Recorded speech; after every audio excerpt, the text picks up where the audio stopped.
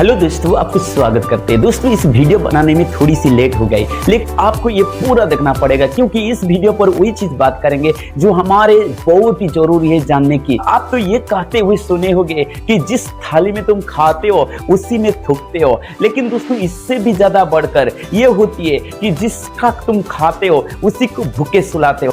इसी तरह जिन्होंने हमें रहने के लिए जगह दी है, खाने के लिए अनाज देती है और पानी पीने के लिए पानी देती है, सांस लेने के लिए हवा देती है, उसी को आज रुलाए हैं, आज उसी को रुला रहा है और रो रो के कहती है मुझे बचाइए, मुझे बचाइए। हाँ दोस्तों, मैं बात कर रहा हूँ धरती के बारे में, द अर्थ के बारे में, धरती माँ के बारे में। जब बातें हो रही है धरती के बारे में, चलिए हम लोग धरती के बारे में थोड़ी सी जानकारी प्राप्त करते हैं। सबसे पहले हम देखेंगे कि धरती द अर्थ का नाम के बारे में। दोस्तों, द अर्थ नेम जो है ना इंग्लिश, ओल्ड इंग्लिश से आई है, जिसका मतलब इरोड से आई है, जिसका मतलब सॉइल या ग्राउंड होती है, और हिंदी में पृथ्वी कहते हैं। ये संस्कृत वर्ड से आई है जिनका मतलब है सॉइल या ग्राउंड, सेम ही मीनिंग होती है। दोस्तों, ये अर्थ होती क्या है? तो ये अर्थ जो है ना एक प्लैनेट है, यानी कि एक ग्रह है। आपके घर में कोई आती होगी और कहता होगा देखिए भाई, आपके परिवार में तो बहुत सुख शांति में आप जीते, मगर आपके घर में शनि है,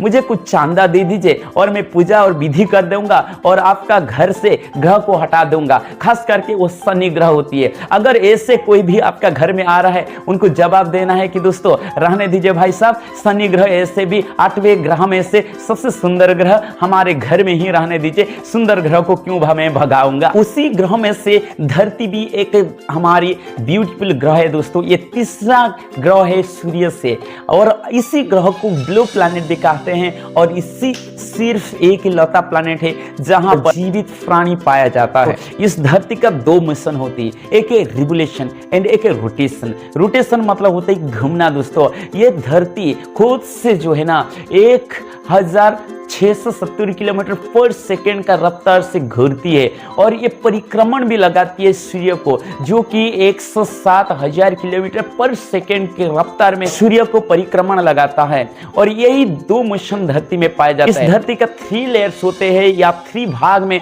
हम पढ़ाई करते हैं दोस्तों। सबसे ऊपरी स्तर को हम क्रस्ट कहते हैं, जहां पर हम रहते हैं, और ये मिट्टी और बालू और पत्थर से बना हुआ है। उसके बाद मेंटल आती है, और अंदर में कोर और इनर कोर होती है। दोस्तों, हम क्रस्ट का ऊपर में इलाका में रहते हैं। याद रखिए, हम धरती के अंदर में नहीं रहते, बल्कि हम धरती के ऊपर में रहते। इनफैक्ट मेरा पैर जो है ना धरती में लगी हुई है, मगर मेरा सिर आसमान में है। इस तरह हम लोग धरती में हम लोग रहते हैं क्रस्ट की ऊपर में। आज हम लोग को द अर्थ डे बना रहे हैं दोस्तों। अर्थ डे जो बनाते हैं, आपको लगता होगा किसी का बर्थडे तरह हम लोग धरती का जन्म दिवस बना रहे हैं। ऐसा बिल्कुल भी नहीं है दोस्तों। द अर्थ डे दरअसल इसीलिए बनाया जा रहा है क्योंकि द अर्थ जो है अपना गुण, अपना सुंदरता, अपनी काबिलियत को खो बैठा है और पॉल्यूट और प्रदूषित होने जा रहा है। इसीलिए इसी को बचाने का चक्कर में द अर्थ डे बनाया जा रहा है। हर साल 22 अप्रैल को बनाया जाता है। तो इस धरती में 3 कंपोनेंट्स बहुत ही आवश्यकता होती है हमारे जीवन में, और उसी को आज इंसान पूरी तरीका से प्रदूषण करने में लगा हुआ है। और इसी वजह से इस धरती में रहने वाले कीड़े मकोड़े और पेड़ पौधे और जानवर और इंसान को खतरा हो चुकी है। नंबर 1, पानी।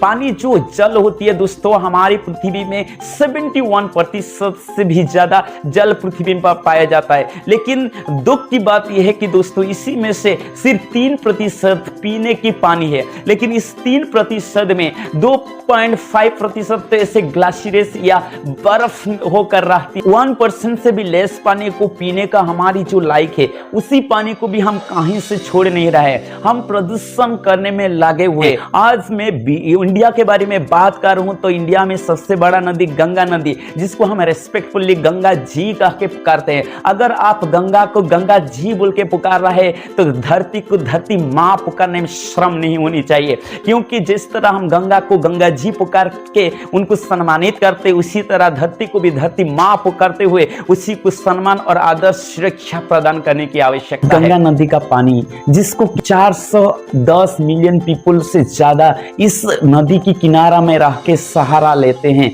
नदी गंगा का। लेकिन इस गंगा नदी को हम अनेक तरीके से प्रदूषण करने में लगे हुए। सरकार एक के बाद एक बजट पास करती है। 2014-15 के आधार पर 20,000 करोड़ और 2022 में 22,000 करोड़ इस तरह बजट तो पास कर लेती है, मगर इस गंगा नदी को आज तक शुद्ध नहीं कर पाया है। आज ये विश्वास को हमारे जीवन से हटाना होगी दोस्तों कि गंगा नदी में ही हम अगर समाधि करेंगे तो हमारी प्रियजनों का स्वर्ग आवासी बन जाएंगे। ये विश्वास हमें हटानी होगी और अपने अपनी जगह पर कहीं पर भी हम लोग अपनी समाधि करने की आवश्यकता हो। बिहार सरकार को सीधी तरीके से मैं अपील करना चाहता हूं कि बिहार का हर एक गांव में एक सार्वजनिक जगह प्रोवाइड की जाए और जहां पर अपने प्रियजन लोग समाधि दे सके, ताकि इसी तरह हम लोग गंगा नदी का प्रदूषण बचा सकते हैं। अभी हम अगर बात करें हवा के बारे में, जो हवा हम लोग को श्वास लेने का लायक नहीं है। हवा प्रदूषण हो चुकी है, पानी प्रदूषण हो चुकी है, मिट्टी प्रदूषण हो चुकी है दोस्तों।